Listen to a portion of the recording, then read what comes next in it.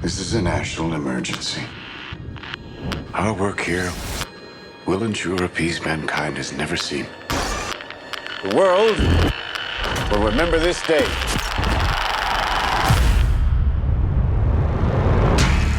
This is arguably the most important story of our time. The stakes really couldn't be any higher. It's profound, but it's told in a very human way. Everything Chris Nolan has done has been a prelude to this.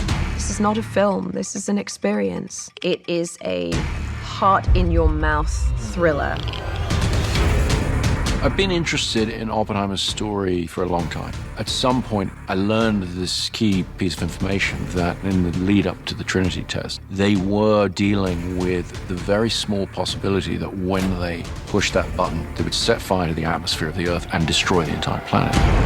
And yet, they pushed that button. I wanted to take the audience into that extraordinary moment in human history. 3, 2, 1, 0. All America's industrial might and scientific innovation connected here. A secret laboratory. Cillian playing Oppenheimer was the centerpiece of the film, but I knew that he was going to need the most extraordinary ensemble around him. Let's go recruit some scientists. The people involved in the Manhattan Project were charismatic individuals. They're very talented. The world that Oppenheimer inhabits is filled with rock star scientists. And I think because we have all these fantastic actors, you really buy that. It felt like I was playing sports with some of the best athletes. Every single person has come to set knowing that they have been hired because somewhere along the line, Chris thought that you did a good job. And this goes for crew as well. Action! My preference is to always do things in camera as much as possible. It sets a big challenge for every department to actually bring the reality of a thing there for the actors. Every crew member on this film has to adjust their work for the IMAX screen. IMAX can contain 18K resolution per frame, which is by far more than any digital camera. It gets thrown up on a gigantic screen, and the moment you watch it, it's very evident. The quality is unprecedented.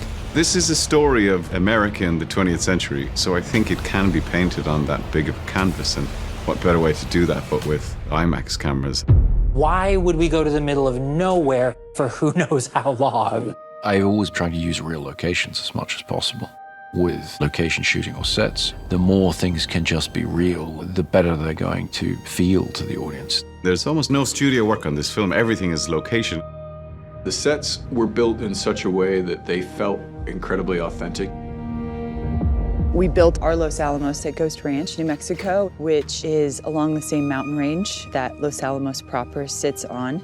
This was very important, and I based all of this on research.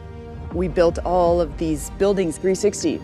We want it to feel like you are right there, you are in this is happening, this is real. This isn't a backlot. It's just the most transporting thing, you know, when you're there and it just looks exactly like Los Alamos 1940s must have looked, and you know that no detail has been overlooked. You know, we also shot in a huge amount of the real locations. We shot in Oppenheimer's house, in Los Alamos. We shot in Princeton. Walking through Princeton, it's really very funny because people, you know, they're walking around and they go. Shooting those scenes, playing the characters who really had versions of these events happen there, you just get a real charge out of it, you know? This is a matter of life and death. But I can perform this miracle. When you do Chris's movies, things that when you read a script you normally would think would be visual effects, you know that you're going to be doing this stuff practically. They had to film the world of quantum physics. Their whole unit was one big science project. I was daily very jealous. It's kind of back to the old days. We did a lot of experimentation. We came up with some very interesting analog methods of how to approach this, all of which was leading to the Trinity test, which had to feel nightmarish and terrifying in a way that computer graphics never really is.